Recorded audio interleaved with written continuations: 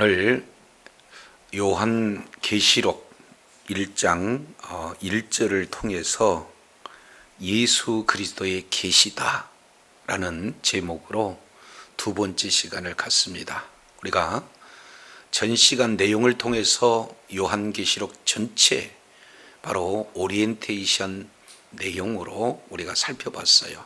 그래서 요한계시록은 성경 맨 마지막에 기록된 성경 전체의 바로 결론이기도 하고, 그리고 창세기 1장 1절에 천지 우주 만물이 창조될 때 그 창조의 그 핵심 내용은 하나님 나라의 시작입니다.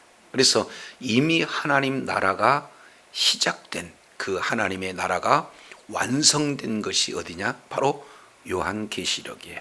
따라서 하나님 나라의 완성이고 모든 계시의 완성이며 복음의 시작으로부터 시작해서 복음의 완성이 되어지는 그런 요한계시록이야말로 이제 아주 중요한 그런 성경이다라는 내용들을 살펴봤습니다.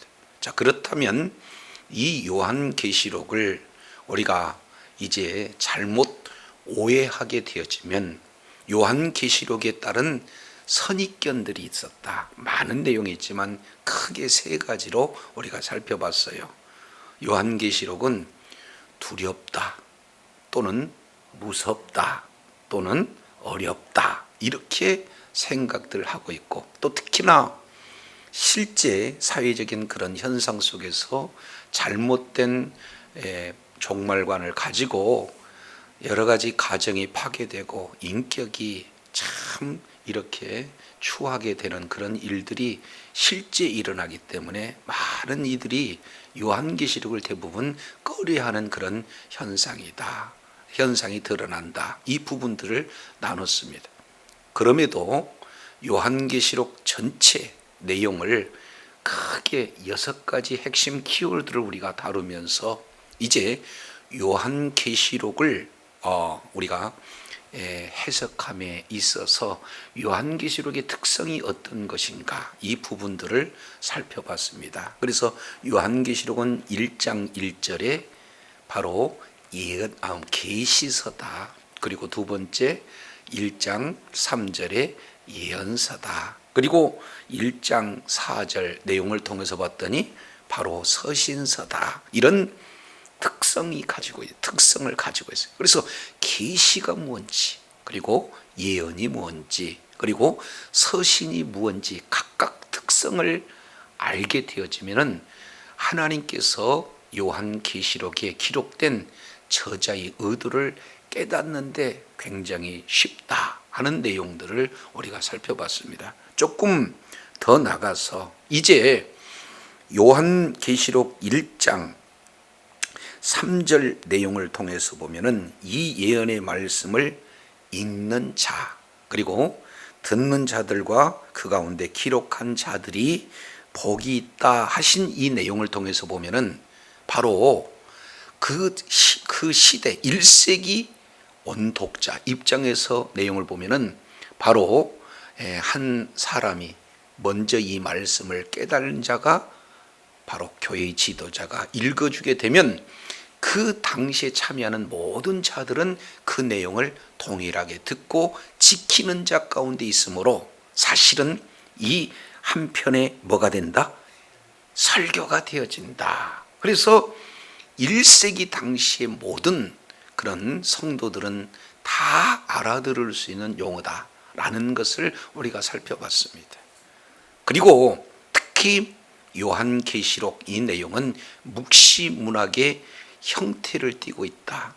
그러니까 묵시문학이라고 하면은 자, 시대적으로 이제 가장 암울했던 시대에 정말로 힘든 시기를 거치고 있는 그런 자들이 핍박하는 그런 자들의 그런 핍박을 피해서 정말로 그들만 알고 있는 그 시대적인 용어를 사용하는 그런 문학적인 기법을 사용하기 때문에 실제 이제 상징적인 표현을 진행한다 할지라도 모든 사람들은 다 알아듣지만 똑같은 장소에서 똑같은 내용을 듣는다 할지라도 알아듣는 사람이 있고 반면 알아듣지 못하는 그런 문학 구조가 뭐예요? 바로 묵시문학이다, 이렇게 표현했습니다. 그런데 묵시문학의 특징 두 가지가 있는데, 첫째는 초월성 그랬습니다.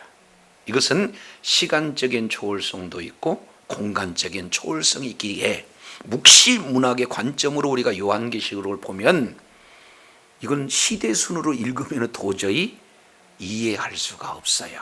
그렇기 때문에 어떤 내용은 지속적으로 반복 계시를 통해서 보여주고 있다. 동시에 공간적 초월성이 나타나기 때문에 하늘과 그리고 땅과 그리고 이제 이 음부의 세계를 동시에 넘나들고 있기 때문에 바로 이때가 언젠지, 지금 현재 가리키는 상황이 어디인지, 이런 내용들을 우리가 잘 분석해 보게 되어지면 요한계시록에 나타나는 그 의도를 이해하는데 너무 도움이 된다라는 것을 살펴봤어요. 그리고 묵시문학의 두 번째 특징, 이 내용은 바로 상징성, 이렇게 표현하겠습니다. 그래서 요한계시록은 상당히 많은 상징적 내용들이 포함이 되어 있어요. 그렇기 때문에 요한계시록을 문자로만 해석을 하게 되어지면 그 상징의 의미를 깨달지 못해요. 또 동시에 또 상징으로만 진행이 되면 실체가 없어져요. 그렇기 때문에 어떤 것은 상징으로, 어떤 것은 실체로 우리가 요한계시록을 우리가 이해하는 데 무척이 도움이 된다. 그런데 주의할 점은 요한계시록은 총 22장 404절로 구성이 되어 있는데, 특히 404절 가운데 278절, 약 68.81%는 그 출처, 그 근거가 직접 내지는 간접 내용이 어디로서 왔느냐? 구약에서부터 왔다. 그렇기 때문에 구약의 배경을 두고 있기 때문에 구약 전체 내용을 알지 못하고 요한계시록을 여러 번 읽는다고 해서 그렇게 해석을 하게 되면 상당히 위험한 해석 방법이 되어진다. 따라서 구약의 배경을 알아야 되고, 그리고 두 번째, 이게 서신서기 때문에 1세기 그 당시의 정황, 이 내용을 우리가 잘 알아야 된다.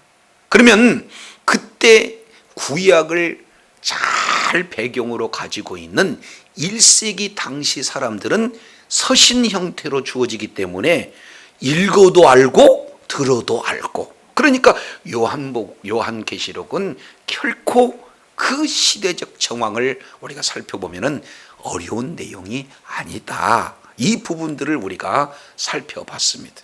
자, 그런데 이제 지금 오늘 이 시대를 살아가고 있는 우리는 1세기 그때 당시 문화와 너무나 차이가 있어요.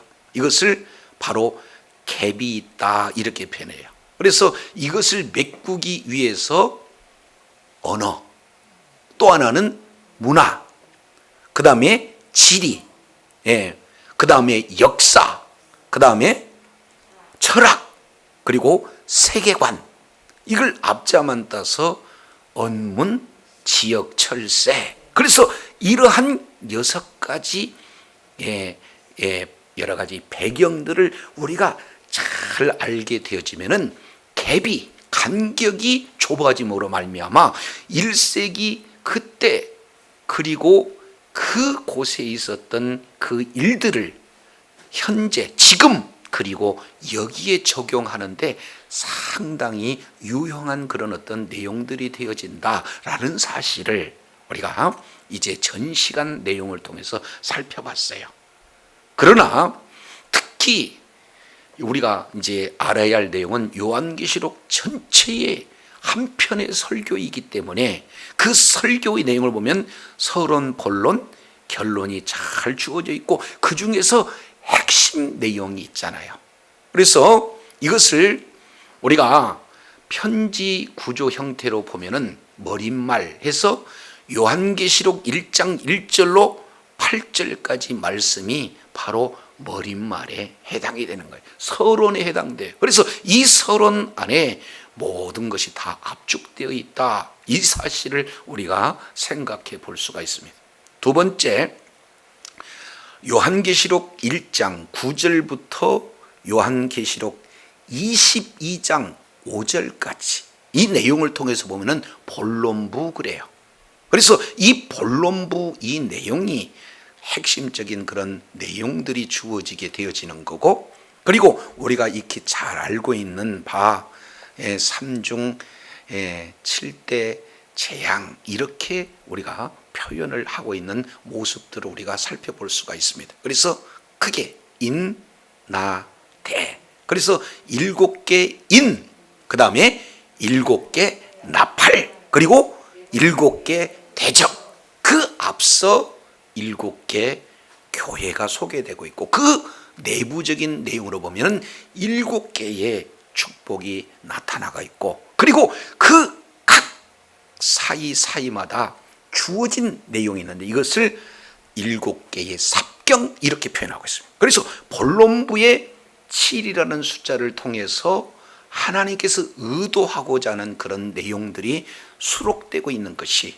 바로 요한계시록 1장 9절부터 22장 5절까지 본론부에 해당이 되어집니다. 그리고 마지막 결론부에 해당되어지는 이제 내용은 22장 6절부터 22장 21절까지 이 내용이 결론부로 되어 있어요. 그래서 서론, 본론, 결론, 이렇게 우리가 요한계시록 전체 내용을 생각해 볼 수 있으나, 또 다른 측면에서 구조적인 내용으로 살펴본다면 이 내용이 바로 히브리인들이 가지고 있는 히브리적 사고, 이 내용으로 그들만이 표기하는 바로 문학 구조가 있는데 그것을 대칭 병행 구조다, 내지는 인클루오 구조다, 인클루지오 구도다, 그리고 또 다른 말로 이제 키아즘 구조다, 이렇게 표현하고 있습니다. 어떻게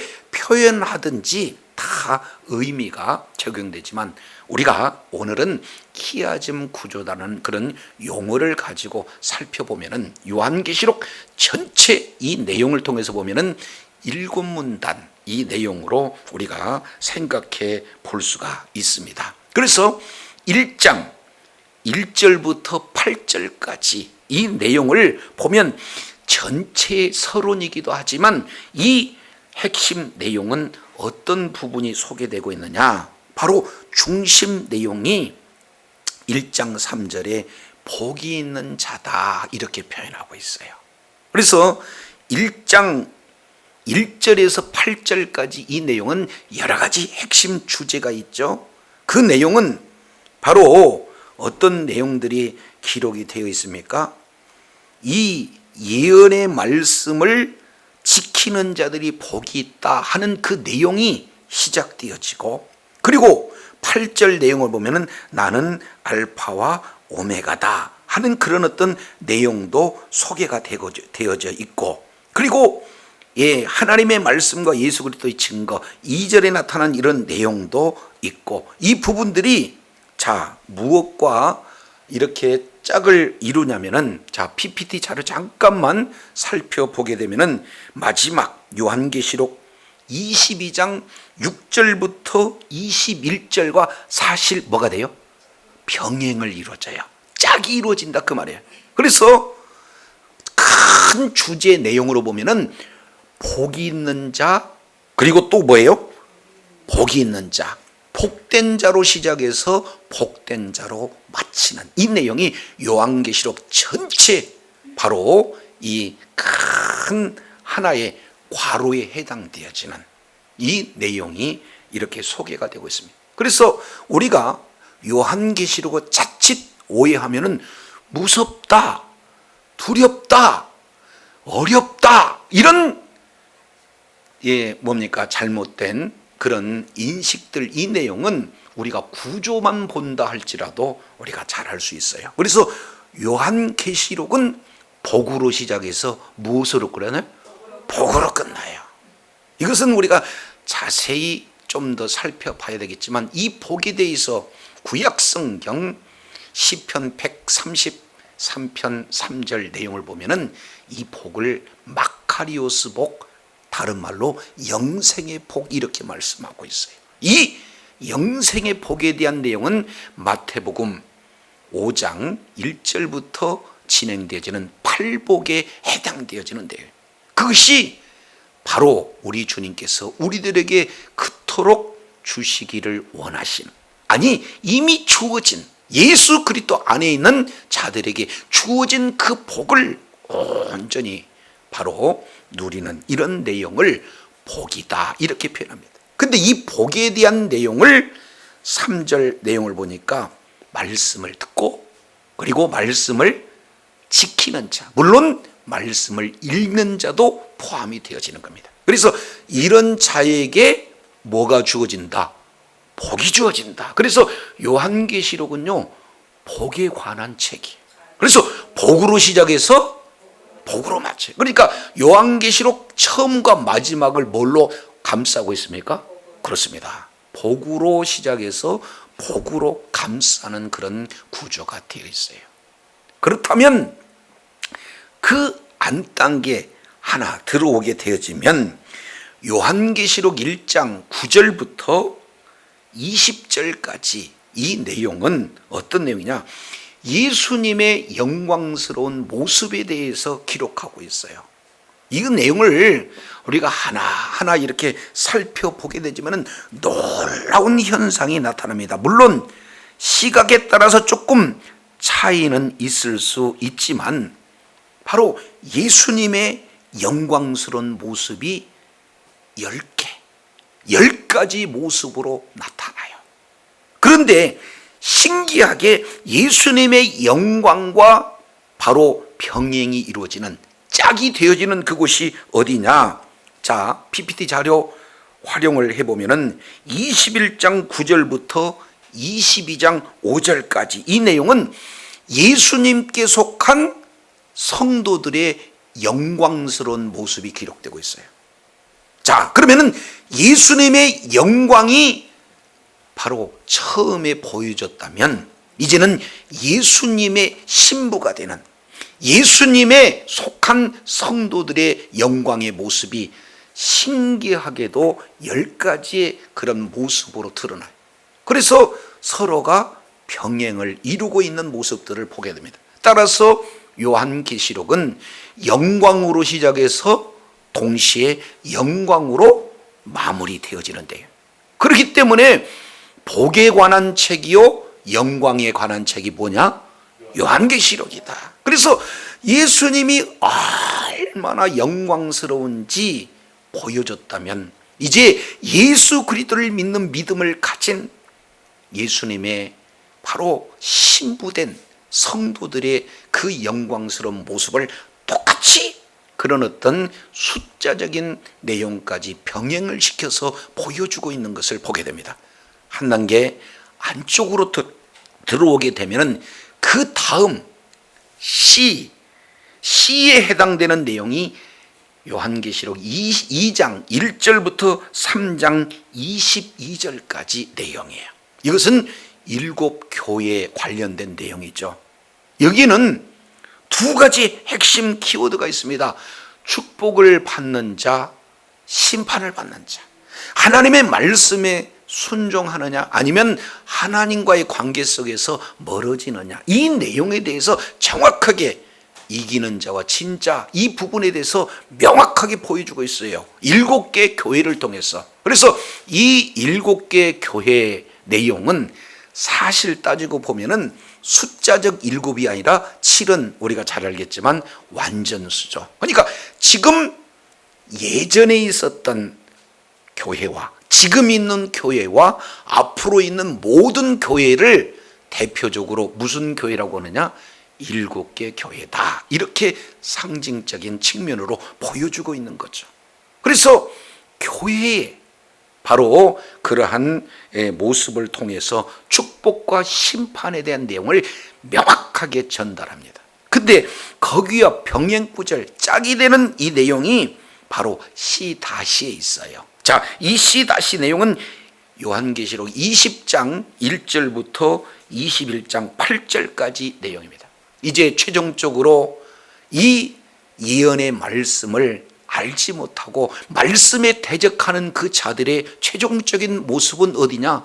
지옥불, 영원한 불못으로 들어가는 심판이 있는 반면, 상황이 어렵고 힘들지만 이제 세상 가치보다도 하나님 나라의 가치를 두고 살아가는 모든 자들에게 주어지는 축복이 어떠한 내용인가 하는 부분들을 연이어서 보여줍니다. 그래서 축복과 심판, 이 내용이 서로 병행되어서 이제 진정으로 예수님 안에서 끝까지 신앙을 지키는 자는 뭐 하는 자예요? 축복의 내용이에요. 그래서 요한계시록은 예수 그리스도 안에 있는 자들에게는 동시 뭐예요? 축복으로 시작해서 또 뭘로요? 축복으로 마감이 되어지는 이 부분들을 우리가 볼 수가 있습니다. 그런데 이제 가장 7개 문단, 이 내용은 아주 범위가 좀 넓어요. 그래서 4장 1절부터 19장 21절까지 그 많은 범위가 핵심 내용이 어떻게 진행이 되어지느냐? 세상 나라가 하나님의 나라, 그리스도의 나라가 되었어. 영원토록 왕노릇하고 있는 내용이 바로 요한계시록의 핵심 주제로 자리 잡고 있다는 사실을 기억하시기 바랍니다. 이미 창세기 3장, 바로 죄가 들어온 이후에 하나님의 나라를 빼앗겼어요. 그러나 빼앗긴 그 하나님의 나라가 이제는 세상 나라가 점점 하나님의 나라로 완전히 바뀌어지는 그 중심에는 예수 그리스도의 십자가와 예수 그리스도의 십자가의 부활, 바로 복음으로 시작해서 하나님의 나라가 확장되어져 궁극적으로 하나님의 나라가 완성되어지는 이 내용은 성경 전체의 핵심 주제요, 요한계시록의 핵심 주제인 줄로 믿습니다.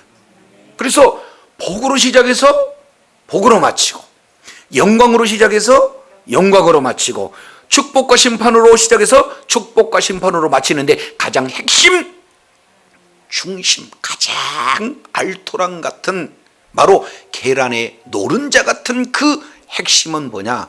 하나님의 나라에 있는 줄로 깨달으시기를 바랍니다. 그러면 요한계시록의 이 내용을 통해서 우리가 세상 나라의 가치와 기준을 두는 그런 자리에 있는 것이 아니라 하나님 나라의 가치와 그 기준을 두고 우리가 믿음을 지키고 정말로 주의 뜻을 이루는 것이 곧 하나님의 나라 확장하는 일이라고 요한계시록을 통해서 분명하게 알고 그 길을 걷는 자에게는 이렇게 복으로 시작하고 영광으로 시작하고 복과 영광으로 마무리되는 놀라운 분복의 소유자가 되는 줄로 믿습니다.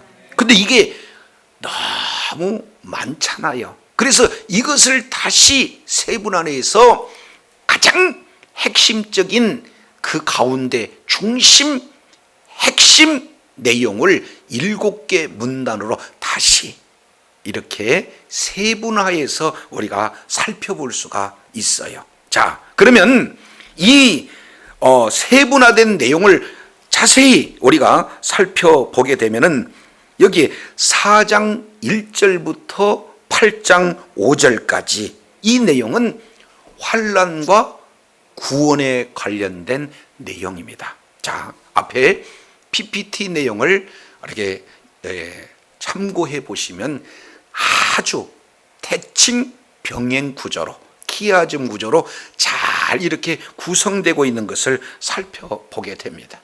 이제 여기는 7개의 인이 띄어지는 그런 과정 속에서 끝까지 하나님의 약속의 말씀을 이렇게 소유한 자는 환난은 받으나 그 속에서 구원이 이루어지는 환난과 구원의 메시지가 이루어지게 되어져요. 그런데 4장 1절부터 8장 5절까지 이 내용과 병행되어지는, 짝이 되어지는 내용은 어디냐? 바로 17장 1절부터 19장 21절까지 돼요. 여기는 어떤 내용이냐? 심판과 구원에 대한 내용이 됩니다. 이제 세상 가치를 따라가서 세상 음녀에 속고, 그리고 오히려 적극적으로 세상 문화를 적극적으로 도입하는 그런 최후의 모습은 결국에는 어떻게 되느냐? 심판이에요. 이 세상이 그렇게 어려운 미혹, 유혹의 역사가 있다 할지라도 끝까지 믿음을 지키는 자에게는 동시로 뭐가 이루어지는가요? 구원이 이루어져요. 그래서 환난과 구원으로 시작되었던 이 내용이 심판과 구원의 내용으로 서로 병행구조를 이루고 있어요. 자, 그래서 이제 환난과 구원, 또 하나는 뭡니까? 심판과 구원. 이 내용이 결론 중에서 큰 하나의 테두리를 이렇게 형성하고 있습니다. 그래서 환난 중에서도 믿음을 지킬 것인가 아니면 믿음을 포기할 것인가에 따라서 구원이 결정되어지는 내용이 바로 큰 테두리로 가로처럼 감싸진 구조입니다. 그런데 이 내용을 한 단계 쭉 들어가게 되면 8장 6절부터 9장 21절까지 이 내용을 보면 불신 세상에 대한 심판이 나와요. 이것은 믿는 믿음을 가진 자들이 아니에요. 그러니까 불신 세계는 반드시 뭐가 이루어진다는 거예요? 심판이 이루어진 겁니다. 이것을 우리는 나팔 재앙 이렇게 표현하고 있습니다. 그래서 나팔 재앙과 병행되는 내용이 어디가 있느냐? 15장 1절부터 16장 21절까지 여기도 역시 마찬가지로 비다시에 해당되는 내용입니다. 이것은 어떤 내용이에요? 불신 세상의 심판을 말씀하고 있어요. 여기는 요한계시록 내에 바로 7 대접 재앙에 대한 부분입니다. 그러면 자 보세요.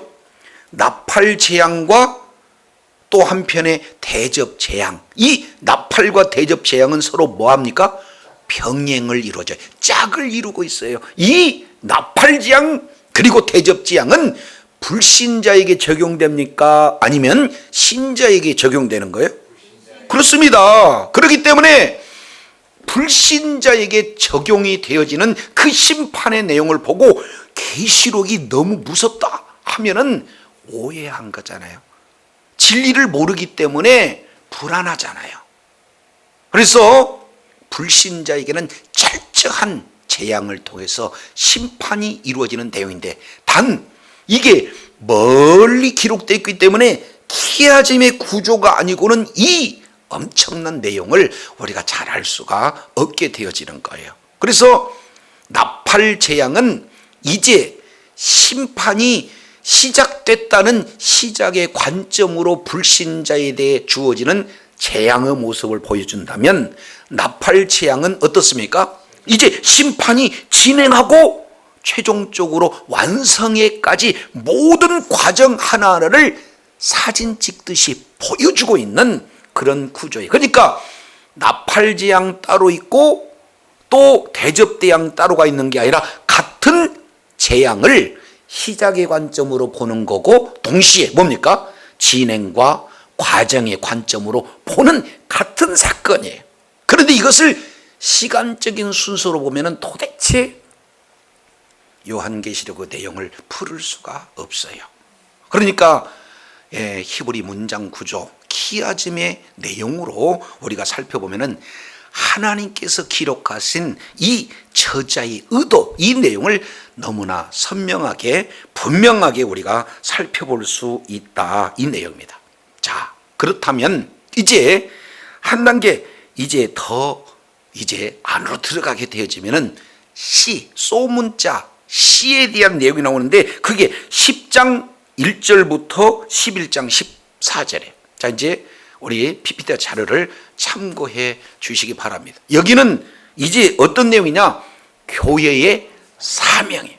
그렇다면 이런 재앙 속에서, 환난 속에서 우리 교회에게 주어지는 사명이 무엇일까 하는 내용을 10장 1절부터 11장 4절 이 내용을 통해서 정확하게 보여줍니다.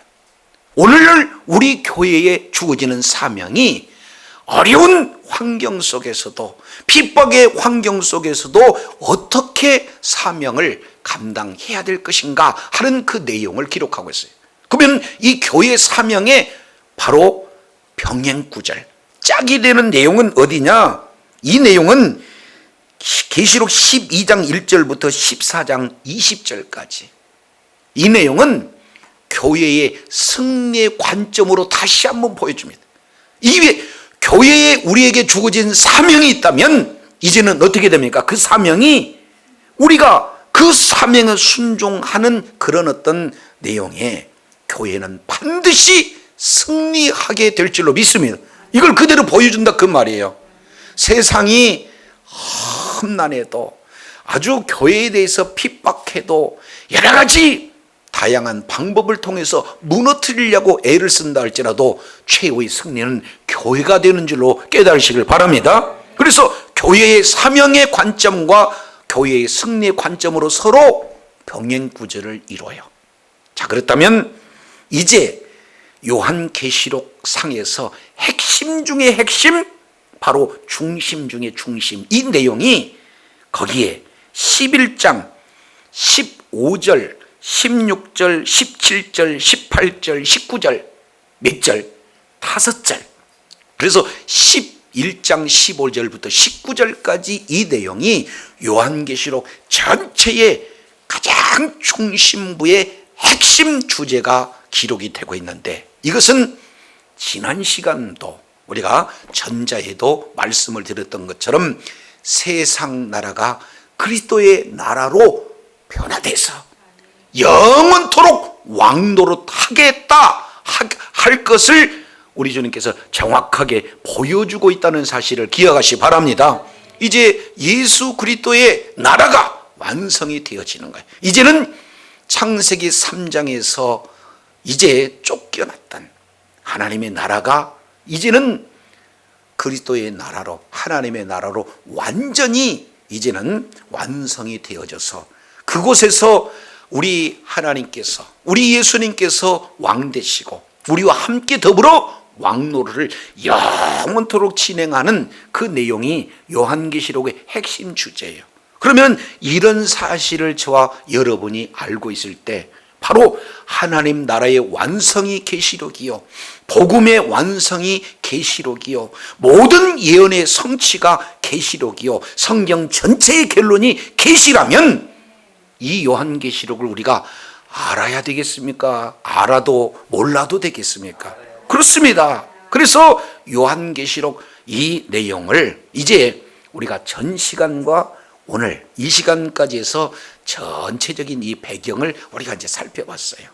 이러한 배경을 두고 오늘 요한계시록 1장 1절 내용이 바로 요한계시록을 기록하고 있는 하나님의 의도를 또 1절 속에 고스란히 이렇게 담아주고 계시는 내용을 볼 수가 있습니다. 자, 그러면 1절 내용을 보면은 이렇게 얘기해요. 처음에 예수 그리스도의 뭐다? 요 예수 그리스도의 뭐다? 계시다. 이 1절은 하나님의 계시가 사람, 인간에게 어떻게 전달되어지는가 하는 그 전달 과정을 자세히 기록하고 있는 그런 내용의 첫 그 핵심 내용이 바로 표제어가 뭐냐? 예수 그리스도의 계시라. 이제 2세기에 걸쳐서 요한계시록이라고 별칭이 붙여진 것이지, 바로 처음 1세기 때는 무슨 계시록이에요? 예수 그리스도의 계시록이에요. 그러니까 예수 그리스도의 계시다 하는 이 원문 내용을 통해서 보면은 여기에 예수 그리스도의라는 이 뭡니까? 소유격. 이 소유격이 주격 소유격이냐, 목적격 소유격이냐, 소유격적 소유격이냐, 여기에 따라서 해석은 조금 차이는 있어요. 그러니까 예수 그리스도의 계시다 하는 이 내용을 조금 어렵지만 목적어적 소유로 진행한다면 예수 그리스도에 대한 계시다. 이걸 쉽게 표현한다면 예수 그리스도가 계시되고 있다, 이렇게 표현하는 거예요. 그러니까 이 목적격 소유격으로 표현한다면 누구를 계시하고 있다? 그럼요, 예수 그리스도가 계시하고 있는 거예요. 그러니까 계시의 주체자가 누구예요? 그럼요, 누구에 대해서 계시되고 있다고요? 예수 그리스도에 대해서. 그러니까 예수 그리스도가 계시되고 있어요. 다른 말로 예수 그리스도에 대한 계시입니다. 그러니까 요한계시록을 보면 누구를 아는 거예요? 예수님에 대해서 계시한 거니까 예수님에 대해서 아는 거예요. 그러니까 계시록의 내용을 통해서 보면 바로 이 표제 내용처럼 바로 기독론이 강해지는 거예요.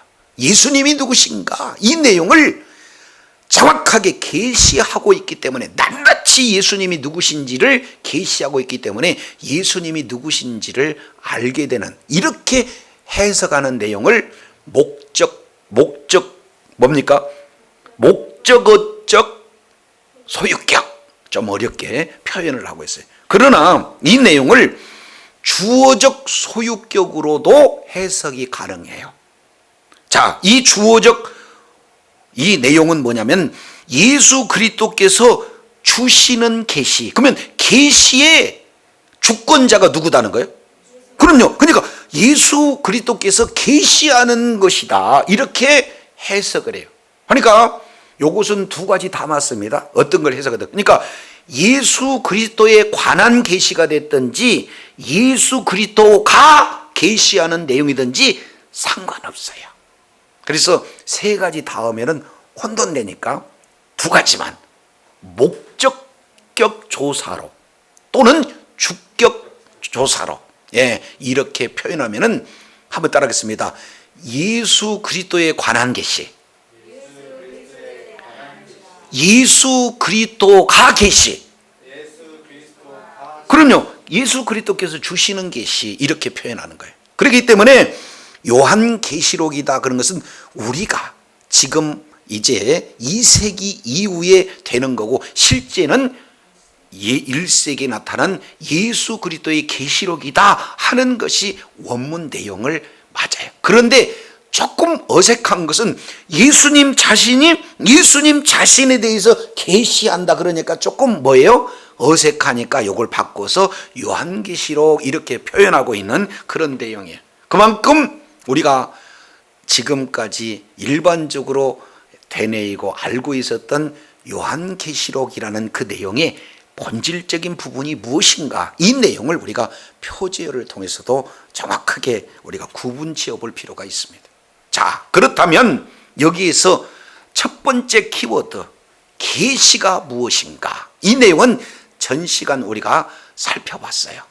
오늘 잠깐 복습 형태의 내용을 통해서 본다면, 계시는 아포칼립시스라는 바로 헬라어 단어를 써요. 그러니까 이 내용은 두 가지로 연결이 됐는데, 좀 더 이렇게 살펴본다면은 이게 뭐라고 표현하냐면은 벗겨짐. 다시 뭐라고요?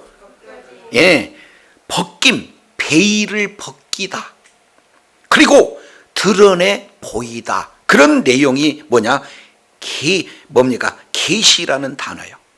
이것을 의미적으로 해결한다면은 지금까지 감춰진 비밀을 뭐 하는 겁니까? 공개하는 것. 그래서 계시란 뭐냐?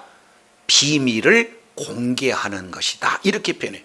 그러면 비밀이다로 그렇게 딱 계시를 했는데도 불구하고 봤더니 그게 또 뭐예요? 비밀이다, 그 말이에요. 근데 그 비밀은 이미 공개가 되어졌어요. 골로새서 2장 16절 내용을 보면은 비밀이 누구냐? 예수 그리스도라는 사실입니다. 그래서 예수 그리스도께서 이제 하나님께서 계획하신 것은 온 인류의 구원 계획이에요. 그런데 온 인류의 구원 계획을 누구를 통해서 이 구원 계획이 성취가 되어지느냐? 지금까지는 비밀. 근데 이것이 이제는 공개가 되었는데 그 비밀이 누구다? 예수 그리스도다. 따라서 하나님께서 온 인류를 구원하실 그 구원 계획이 예수 그리스도를 통해서 이루어질 것이 뭐예요? 돼요? 계시다 그 말이야. 그러니까 요한계시록 내용을 보면은 구원의 계획과 구원의 완성이 요한계시록의 계시인데 그것을 우리 주님께서 저와 여러분을 통해서 뭐합니까? 보여주시고 있다. 이 내용이 계시다 그 말이죠. 아멘이시죠? 자, 그러면 여기에서 이는 왜 예수 그리스도의 계시냐 이유를 설명하기를 하나님이 그에게 주사 이렇게 해서 그는 누가 되는 겁니까? 예수님이 돼요. 그래서 계시의 전달 과정은 맨 먼저 1번 하나님이, 그 다음에 2번 그에게 예수 그리스도에게 주사 그랬습니다. 그러니까 이 계시의 원천은 누가 되는 거예요? 하나님이 계시의 원천이 되어지는 거예요. 모든 진리의 근원은 하나님이십니다. 그래서 온 인류의 구원 계획을 우리 주님께서 계획하고 계신 거예요. 구원하실 그런 어떤 일들을 계획하신 분은 누구다? 하나님이다. 그런데 그 구원 계획을 성취하신 분은 누구냐? 예수님이. 그래서 하나님이 그 인류 구원 계획을 누구에게 주셨다? 예수 그리스도께 주셨다. 그러니까 이제는 계시의 근원이 하나님이라면 계시의 주체가 누구예요? 예수님이다 라고 이렇게 표현하고 있습니다. 그래서 우리가 잘 알겠지만 예수 그리스도 이 내용은 공식 명칭입니다. 그때 당시에 예수님 그리스도 그게 아니라 예수가 누구다? 그리스도다. 공식 명칭으로 이렇게 표현해요. 우리가 잘 알겠지만 예수 그리스도라는 것은 뭡니까? 여호와가 구원자다. 이것을 마태복음 1장 21절 그리고 23절 내용을 더 보면은 자기 백성을 자기 죄에서 구원할 자. 그래서 예수님은 뭐냐? 구원자예요. 그래서 예수 그리스도를 통해서 인류 계획이 바로 보여졌어요. 뚜껑이 열렸습니다. 오픈되었어요. 그래서 요한계시록의 내용을 통하면 이 부분들을 정확하게 우리가 다 알 수 있게 되어지는 겁니다. 자, 그렇다면 세 번째, 이 하나님이 예수님에게 줬고 예수님은 누구에게 줬느냐? 그 종들에게 보이시려고 최종적인 내용은 예수님의 종들에게 보여주시기 위해서 바로 계시의 바로 주체자가 되셨다. 이렇게 말씀을 하고 있어요. 그러면 이것을 잘못 오해되면은 주의 종 그러니까 목회자 아니면 사명자 이렇게 오해하면 안 돼요. 여기서 그 종들은 누구냐? 바로 예수 그리스도를 믿는 믿음을 가진 성도인 줄로 깨달으시길 바랍니다. 바로 교회예요. 예수 그리스도를 믿는 믿음을 가진 모든 자들에게 이 계시를 주시기를 원하시는 것이 바로 예수님이 계시하시는 목적인 줄로 깨달으시기를 바랍니다. 그래서 요한계시록을 통해서 예수님께서 하나님이 계시의 원천이 되시고 그 원천의 계시를 우리 주님이 주체적으로 바로 계시를 주고자 하는 대상이 누구냐? 저와 여러분인 줄로 믿습니다. 그런데 이게 무서워요, 두려워요, 어려워요. 이렇게 해서 읽지 않는다. 그것은 바로 주시고자 하는 하나님의 그 의도를 오해하게 되어지는 거가 되어지는 겁니다. 자, 그러면은 2000년 전에 십자가에서 죽으신 예수님이 우리들에게 어떻게 주냐 그 말이에요. 그래서 그 중간에 두 부류의 저기를 하고 있어요. 어떤 내용이냐면은 수방도. 자, 조금 어렵습니다. 한번 따라합니다. 수방도, 수단, 방법, 도구 이렇게 얘기하는 거예요. 그러니까 뒤에 보니까 그 천사, 그러니까 천사는 도구, 수단, 방법이고 그 종 요한 그는 수단, 도구, 방법이고 진짜 우리 주님께서 이 계시를 주시고자 하는 최종적인 대상이 누구예요? 그의 종, 바로 예수 그리스도를 믿는 성도, 바로 교회 공동체에게 이 계시를 최종적으로 주시고자 하는 내용인 줄로 깨달으시기를 바랍니다. 그러기 위해서 요한을 그리고 그의 천사를 수단 도구로 쓰시는 그런 내용들을 우리가 살펴볼 수가 있어요. 이것을 최종적으로 순서대로 정리하면 하나님은 예수 그리스도에게, 예수 그리스도는 천사에게, 그 종 천사에게, 그러니까 종은 하나의 메신저 역할을 한다 그 말이에요. 그 내용. 그러면 그 천사는 또 누구에게? 예수님의 종 요한에게. 그리고 요한은 이 내용을 어떻게 합니까? 잘 기록해요. 그리고 잘 전달해요.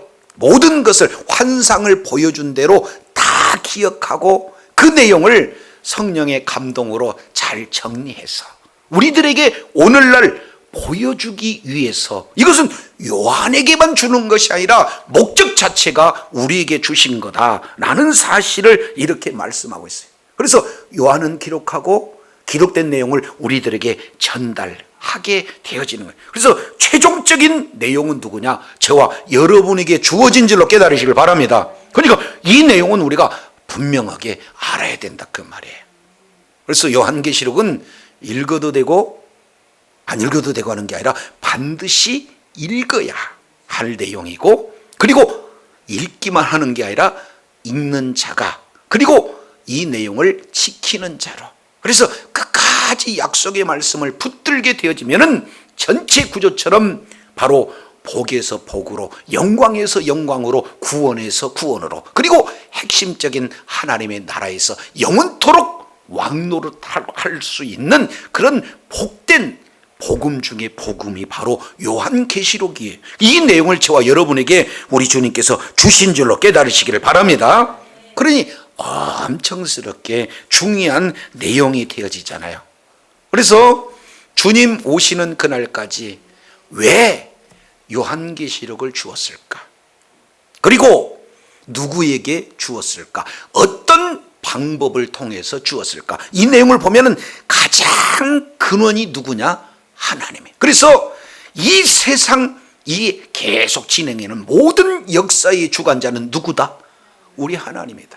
그래서 이 세상에 수많은 나라들이 흥망성쇠를 거듭하고 있고, 그리고 여러 가지 많은 시대적 상황 속에서 권력자들이 나고서고를 반복하지만 전체 역사의 주관자는 우리 하나님이시고, 그리고 우리 주님께서 이제 우리에게 이렇게 보여주시고자 할 내용이 뭐냐? 반드시 속히 뭐를? 일어날 일. 한번 따라하겠습니다. 반드시 속히 일어날 일.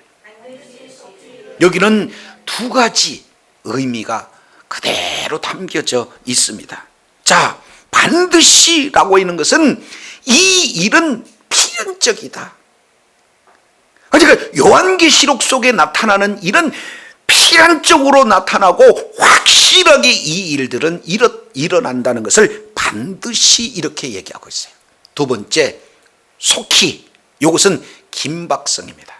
그런데 이 긴박성에 대한 내용을 사람들이 그만큼 많이 오해를 했어요.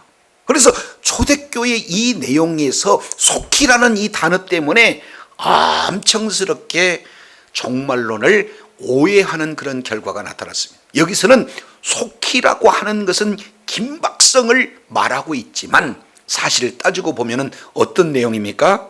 이것은 하나님 시간대를 우리가 간과해서는 안 된다 그 말이에요. 내가 생각하는 긴박성이 아니라 하나님의 때, 하나님의 긴박성, 이 내용을 말씀하고 있어요. 자, 그러면 이 내용을 1세기 당시 상황을 고려해 본다면 이때는 바로 도미티아누스 황제 치하에 이제 네로 황제보다도 더 심한 핍박이 있었던 그런 때예요. 그런 시대적인 상황 속에서 이제 하나님께서는 이렇게 얘기해요. 요한에게 보내요 라고 하는 이 보내는 것은 아주 긴박한 거룩하게 보내다라는 그 의미가 원문 속에는 고스란히 녹여져 있어요. 그러니까 빨리 이 내용을 요한에게 줘라. 그 얘기는 1세기 당시 그때 예수 그리스도의 종들은 핍박을 받아요. 죽느냐 사느냐, 복음을 지킬 것인가, 아니면 이제 세상의 법칙을 따라갈 것인가, 얼마나 힘들어요. 그랬을 때 우리 주님께서 요한계시록을 주는 그 내용은 끝까지 신앙을 지키고, 그리고 요한계시록을 통해서 얼마나 복된 자요, 얼마나 영광스러운 자요, 얼마나 구원의 그 완성된 모습이 하나님의 나라에서 영원토록 왕노릇하고 있는 진정한 왕의 모습이 누구인지를 보여주므로 신앙을 지키고 평안과 위안을 주는 내용이 요한계시록의 내용인 줄로 믿습니다.